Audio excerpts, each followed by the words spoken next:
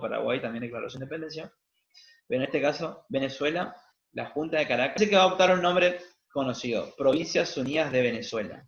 En primera instancia, iba a sancionar una constitución federal y liberal. Y acá esto es interesante para detenerse, ustedes cuando lean, presten atención, ¿por qué? Porque acá podemos ver, y esto va a ser muy importante, las nuevas ideas políticas de los países americanos. Para esta fecha, la única constitución que existía en América era la de los Estados Unidos, era la única república presidencialista y que había aplicado, ¿no?, todas las ideas de ¿no? el año pasado y que también es propio del siglo XVIII, ¿no? Bueno, todas esas ideas circulaban en América y en todo caso Venezuela va a tratar de, Caracas va a tratar de plasmarlo. Todos estos eventos ya era partícipe de Simón Bolívar, que era un mantuano, se le decía. Mantuano eran básicamente los terratenientes que tenían plantaciones de cacao. Esto quiere decir que era una persona muy importante y muy rica. Justamente va a ser como el ejemplo más claro de la élite criolla contra la dominación española, ¿no? Pero bueno.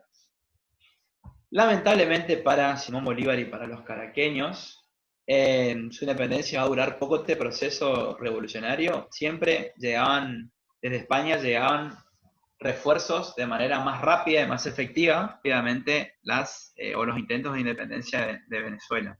Tal es así que Simón Bolívar va a tener que completamente lograr la independencia final, ¿no? Pero bueno, el primer intento de julio de 1811 fue rápidamente derrotado, tuvo que rendirse, sucumbir y escapar.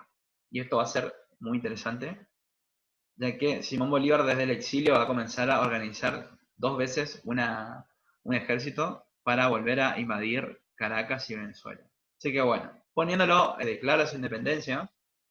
Esta va a durar poco tiempo, ya que la corona española va a reafirmar su autoridad y derrotar a los rebeldes, por lo cual Bolívar tiene que exiliarse en Nueva Granada, que nuevamente va a volver a organizar un ejército con intenciones de conquistar Caracas y reafirmar la independencia, hecho que lo va a conseguir en el año 1813, nuevamente va a reconquistar la ciudad, instaurando una nueva república. Ahí volvemos a ver el componente liberal o la influencia del liberalismo político que tenía Bolívar, el decreto de guerra a muerte, como está escrito ahí en rojo.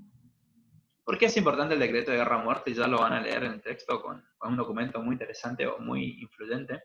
Porque en esta segunda cuenta de que es necesario, por ahí, tomar medidas extremas, no radicales, por la cual, mediante este decreto, está autorizado a ejecutar a cualquier persona, ya sea española o pro española, que esté en contra de la causa revolucionaria y a favor de los realistas, para poder consolidar cada vez más la independencia de Venezuela.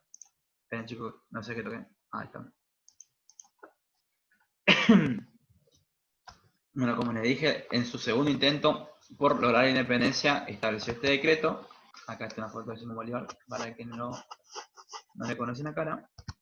Pero ¿qué pasó? Nuevamente, los realistas, ayudados por la región de los Llanos en Venezuela, que queda en el sur del actual territorio venezolano, básicamente, no sea Caracas, era todavía muy pro-realista, por lo cual van a agrupar sus fuerzas y a luchar nuevamente contra Bolívar y su gente, y fíjense que lo van a volver a derrotar. Es interesante tener en cuenta esto porque muestra lo que les comentaba al principio, ¿no? Cómo la idea de independencia todavía no estaba arraigada en la mayoría de la gente. En todo caso, Bolívar y quienes lo seguían eran los más radicales o los más locos, por así decirlo. En gran parte de la población todavía no estaba... sí, Agustín, ahora lo hablamos, no hay drama. Todavía no estaba convencida, por así decirlo, de lograr la independencia, ¿no?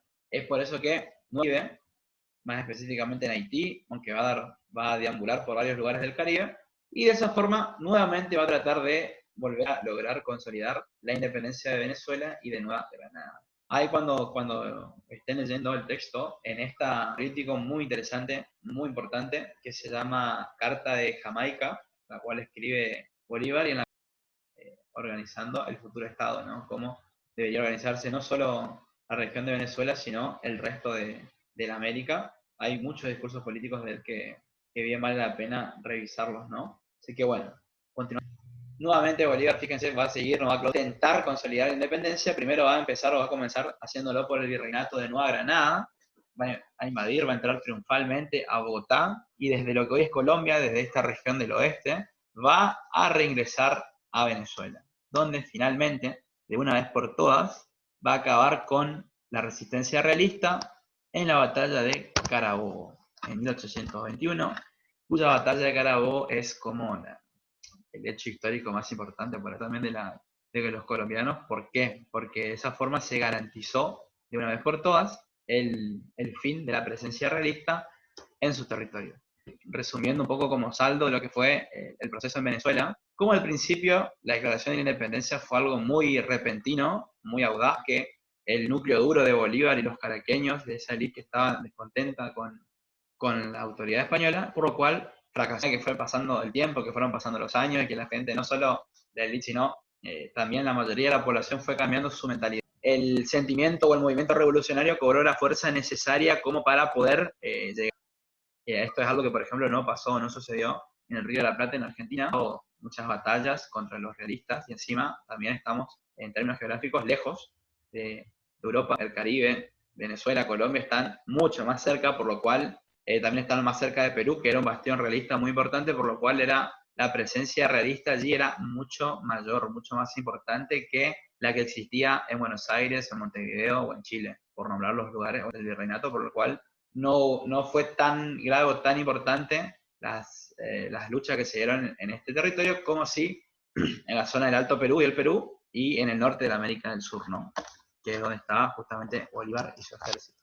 Así que bueno. Y para finalizar con esta parte, y ahí hablamos, bueno, me preguntan ¿no? del trabajo, otra cosa que tienen que tener en cuenta a la hora de leer es cuando el Congreso de Cúcuta, o se reunieron en un congreso en la ciudad de Cúcuta, que hoy en día es Colombia, para organizar el nuevo Estado. Bolívar, ¿por qué?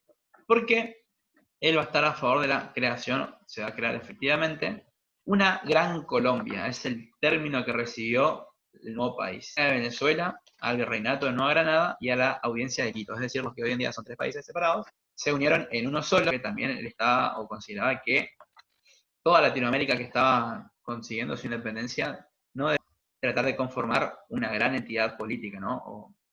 Esto también vamos a ver cómo se va a aplicar en Perú y en Bolivia con la Confederación Andina, se llamó durante un tiempo. Pero la idea básicamente de él era la de poder organizar grandes estados, ¿no? Pero bueno, después vamos a ver cómo no, qué pasó que no lo pudo lograrlo. Bueno, antes de seguir, ¿qué me querían consultar, Agustina? Decime.